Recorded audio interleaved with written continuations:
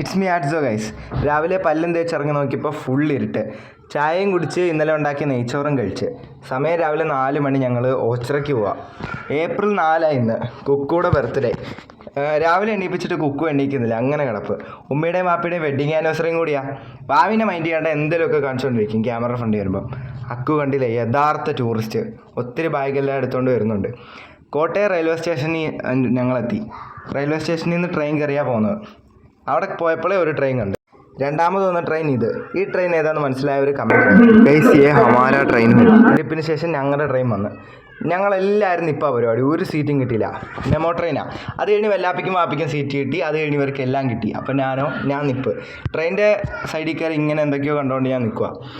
എന്നിട്ട് ഞങ്ങൾ സ്ഥലം എത്തി. ഓച്ചിറ സ്റ്റേഷനിൽ എത്തി. ഇതെന്താ തിരിഞ്ഞിരിക്കുന്നത്? ഇപ്പം ശരി. 2 ഓട്ടോ.